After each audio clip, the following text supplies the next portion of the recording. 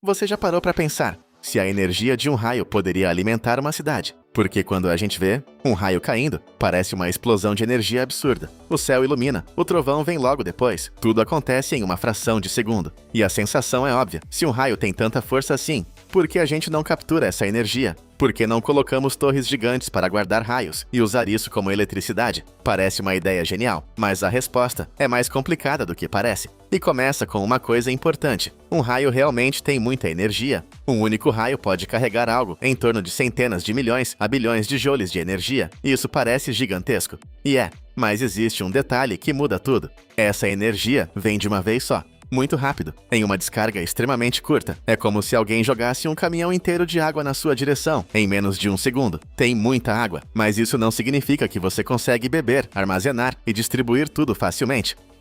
Com o raio acontece algo parecido. Ele tem potência absurda, mas por pouquíssimo tempo. E essa é a primeira grande dificuldade. A energia do raio não chega de forma calma, estável e controlada. Ela chega como um ataque, uma pancada elétrica violenta. Agora compara isso com uma cidade. Uma cidade não precisa de energia só por um instante. Ela precisa de energia o tempo todo. Casas, hospitais, semáforos, geladeiras, computadores, elevadores, indústrias. Tudo precisa de fornecimento constante. Energia útil não é só ter muita energia, é conseguir controlar essa energia, armazenar, transformar, distribuir e entregar na hora certa. Um raio não faz isso. Ele aparece de repente, cai onde quer, na hora que quer, e dura muito pouco. Agora vem a pergunta, mas se a energia é grande, não dava para guardar em baterias? Em teoria parece simples, na prática é um pesadelo, porque um raio tem uma voltagem gigantesca e uma corrente muito intensa. Se você tentasse ligar isso direto em um sistema comum, ele simplesmente queimaria.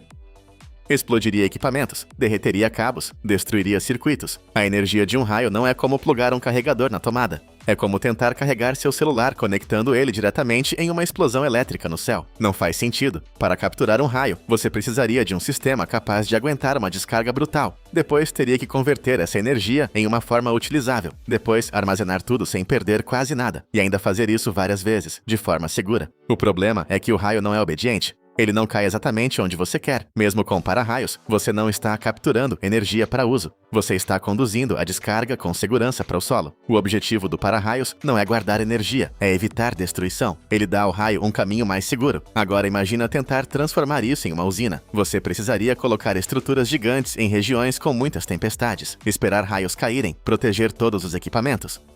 Capturar descargas imprevisíveis, armazenar picos violentos de energia e ainda lidar com o fato de que tempestades não acontecem o tempo todo. Ou seja, não é uma fonte estável, e fontes de energia precisam ser previsíveis. Solar depende do sol, mas a gente consegue prever ciclos de luz. Eólica depende do vento, mas dá para medir padrões. Hidrelétrica depende da água, mas existe fluxo, reservatório, controle. Raios são muito mais caóticos.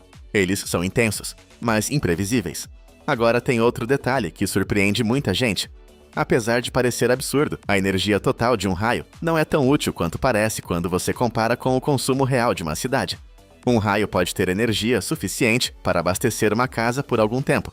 Talvez por dias, dependendo da estimativa e do consumo. Mas uma cidade inteira consome energia em escala gigantesca, e sem parar. Então, para alimentar uma cidade, você não precisaria de um raio. Precisaria de muitos, muitos mesmo.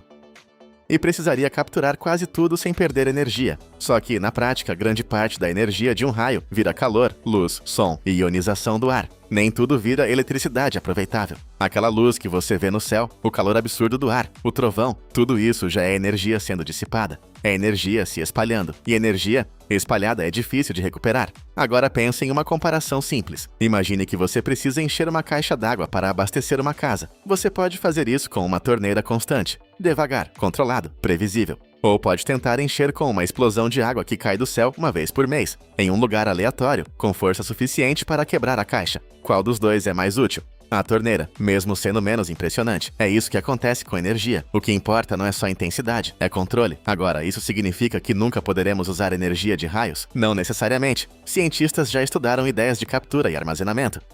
Mas até hoje, isso não se tornou uma solução prática em larga escala. Não porque ninguém pensou nisso, mas porque os desafios são enormes. Alta voltagem, tempo muito curto, imprevisibilidade, baixa eficiência de captura, equipamentos caros, risco de destruição e armazenamento complicado. Tudo isso torna a ideia muito menos atraente do que parece. É uma daquelas coisas que parecem óbvias na imaginação, mas difíceis demais na engenharia real.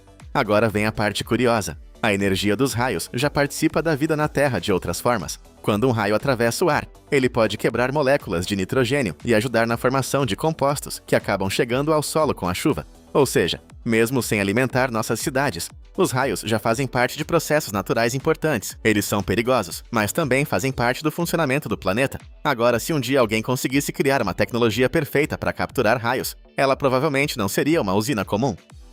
Seria algo extremamente especializado, com supercapacitores, materiais capazes de resistir a descargas extremas, sistemas de conversão ultra rápidos e estruturas preparadas para lidar com energia violenta. Mas mesmo assim, ainda existiria o maior problema. Você não controla quando o céu vai te entregar energia. E uma cidade não pode depender de talvez caia um raio hoje. Ela precisa ligar as luzes agora, e daqui a 1 hora, e amanhã, e no mês que vem. Então, respondendo à pergunta, a energia de um raio poderia alimentar uma cidade? Em teoria, um raio tem muita energia, mas na prática ele não é uma boa fonte para alimentar uma cidade. Ele é intenso demais, rápido demais, imprevisível demais, difícil demais de armazenar e perigoso demais para ser tratado como uma tomada gigante no céu. O raio é impressionante, mas energia útil não é só força, é controle. E talvez essa seja a grande virada desse tema. Nem toda energia poderosa é uma energia aproveitável. Às vezes, o que parece mais forte não é o que melhor serve. O Sol, por exemplo, parece mais calmo que um raio, mas ele entrega energia todos os dias, por horas, de forma previsível, e isso faz dele muito mais útil. O vento não parece tão dramático quanto um trovão, mas pode girar turbinas durante horas. A água de um rio não tem o impacto visual de um raio caindo, mas pode mover geradores continuamente. O raio é o espetáculo, mas a energia do mundo real precisa de constância. Então, da próxima vez que você ver um raio iluminando o céu, talvez você pense, isso é energia pura. E é mesmo. Mas também é energia selvagem, energia que aparece, explode e desaparece. Um lembrete de que a natureza pode produzir forças incríveis, mas nem sempre do jeito que a gente consegue usar. E talvez a pergunta mais interessante não seja por que não usamos a energia dos raios, mas sim quantas coisas parecem soluções perfeitas, até a gente entender a física por trás delas.